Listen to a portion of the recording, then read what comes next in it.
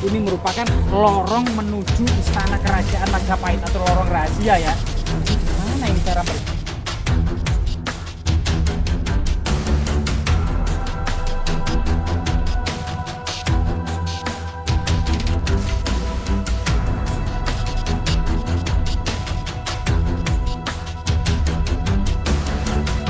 Pemirsa, saat ini kita menelusuri ya jejak-jejak peradaban dan istana kerajaan Majapahit. Di semak-semak belukar ini siapa sangka masih ada semacam gerbang rahasia yang menuju lorong, menuju semacam persembunyian dari para raja ya, atau lorong istana menuju istana kerajaan Majapahit. Jadi lokasinya sampai saat ini memang masih tertutup semak belukar, hampir tidak terjamah manusia. Kondisinya memang seakan-akan di dalam hutan atau di dalam kebun ya, yang sehingga memang menyiratkan sebuah lorong rahasia era kerajaan Majapahit. Nah, jadi kondisinya coba ya seperti ini ya. Nah, kita sambil menyari-nyari penuh dengan kemudian rumput-rumput ilalang yang gatal ya, selain kemudian rumput-rumput gatal lainnya seperti rawe, seperti kemudian simbuan, itu banyak sekali di sini.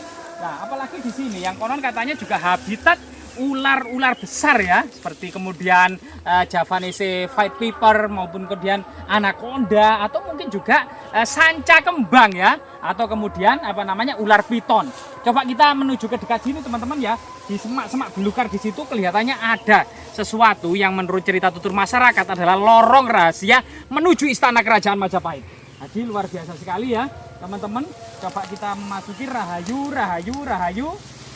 Ya, jadi rahayu. Jadi di sini biasanya hati-hati ya. Kemudian juga ada semacam ular hijau yang sangat beracun. Ular hijau bahkan itu bisanya itu 10 kali lipat dari ular kobra ya. Nah ini teman-teman. Jadi di antara semak-semak belukar ini teman-teman, ini kita sudah menemukan seakan-akan pintu gerbang atau kemudian menuju semacam lorong rahasia. Jadi batu batanya itu sangat terlihat sekali ya. Batu batanya itu sangat tipis, tidak menggunakan semen ya. Dibantu teman-teman. Nah, ini ada batu bata yang agak tipis gitu ya. Nah, di sini tertutup oleh dengan semak-semak belukar. Siapa sangka kalau di sini dahulu ini merupakan lorong menuju istana kerajaan Majapahit atau lorong rahasia ya. Jadi di mana ini cara bersihkannya ya teman-teman ya. Jadi, temboknya itu tidak menggunakan semen. Jadi coba kita kita jeboli satu persatu ya, kita jebol satu persatu, dan untuk menampakkan bagaimana kemudian besaran dari struktur lorong rahasia yang dibangun pada masa kerajaan Majapahit. Sangat terlihat sekali ini adalah asli teman-teman, tanpa tanpa belum ada campur tangan manusia sebelumnya untuk merekatkan setiap batu-batu di sini. Batu-batunya sangat khas ya. Tadi ketebalannya itu cuma tipis sekitar 2 cm ya. Nah, di sini jadi mungkin teman-teman kameramen ada yang bantu ya, namun nggak apa-apa, fokus kameranya saja. Kita akan menyibak satu persatu atau membongkar satu persatu ya. Dari kemudian sebagian memang yang sudah ada fragmen ya, ada sebagian yang patah-patah gitu ya. Nah, ini. Nah, di sini teman-teman. Nah, kita masih apakah ada ularnya ya? Nah, dalam sekali lorong rahasia ini teman-teman. Nah, ternyata dalam sekali lorong rahasia ini teman-teman. Nah, kayak ada ular-ularnya gitu teman-teman. Nah ini dalam semuanya terbuat dari tembok ya, seperti tembok lorong-lorong, seperti pabrik-pabrik buatan kolonial Belanda. Namun ini adalah asli buatan Majapahit tanpa sedikit pun semen, hanya sistem kosot ya pada waktu itu. Bahkan ada beberapa sejarawan yang interpretasi untuk merekatkan batu bata ini selain sistem kosot itu ada 3 lagi, yaitu ada semen yang ditemukan pada masa kerajaan Majapahit dengan adonan batu bata yang ditumbuk, dilumpang, dilembutkan gitu ya. Kemudian dicampur dengan telur sehingga kemudian bisa merekat. Nah, ini salah satunya.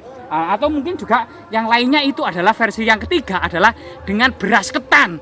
Jadi beras itu menjadi bubur, beras ketan itu yang rekat itu ya, seperti lem gitu ya. Itu kemudian ditempelkan dari setiap batu. Nah, ini salah satu beberapa teori ya. Ada 3 teori dalam merekatkan batu-batu bata ini sehingga kemudian sangat rekat sekali tanpa adanya semen, melainkan bisa menggunakan kemudian telur, kemudian beras ketan, atau kemudian sistem kosot ya, antara kosot yang satu dengan kosot yang lain sehingga mengeluarkan dengan bantuan air sehingga kemudian mengeluarkan semacam serbuk batu bata sebagai bahan perekat.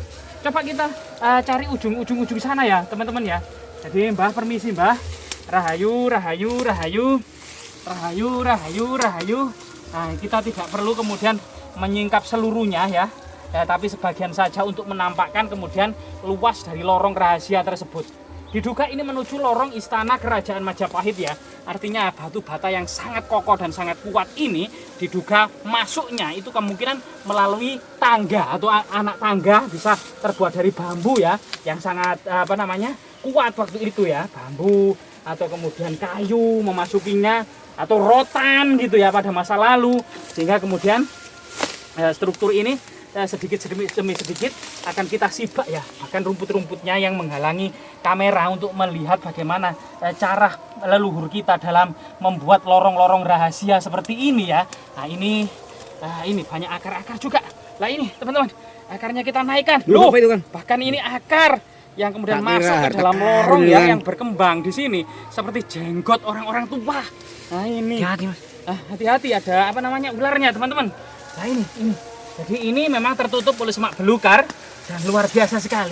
Mungkin kameramen bisa kemudian dipedalamkan, bisa berubah sekitar kemudian lorong rahasia ini ya. Yang ini masih alami ya, yang kemudian kita temukan menurut penuturan warga ya. Jadi warga juga pernah datang ke sini menemukan, namun sama sekali kemudian lorong rahasia ini seperti menara gitu ya, yang dulu mungkin lebih tinggi dan dalamnya itu saat ini kemungkinan tertutup oleh sebagian tanah-tanah, debu atau letusan gunung berapi purba pada masa lalu yang letusan gunung berapi yang kemudian abunya itu mengendap di dalamnya, sehingga kemudian lorong-lorong yang lainnya mungkin terendap, sehingga seakan-akan di bawah ini ada airnya yang tertangkap atau yang terjebak di dalam lorong rahasia ini ya. Jadi luar biasa sekali teman-teman, eksplorasi kali ini kita benar-benar menunjukkan betapa megahnya kerajaan Majapahit tersebut dari segi estetika, dari segi keindahan arsitekturnya, termasuk dari segi rahasia pertahanan militernya. Diduga inilah kemudian salah satu lorong-lorong rahasia menuju istana-istana, sehingga kemudian pengepungan kerajaan Kadiri pada masa Mongol ya, tahun 1292 Masehi, Istana Jayakatwang yang dikepung dari arah utara dan barat oleh pasukan Mongol, dari arah timur oleh pasukan Majapahit dan orang-orang Madura, itu hampir seharian belum bisa memasuki dan menjebol istana kerajaan Kadiri itu ya, yang diduga juga memiliki lorong-lorong rahasia. Sehingga pada waktu itu kemudian dalam cerita Arya Kamandanu Tutur Tinular itu kemudian salah satu penasehat kerajaan Kediri ini membocorkan pintu-pintu rahasia semacam ini. Begitu juga istana Majapahit diduga juga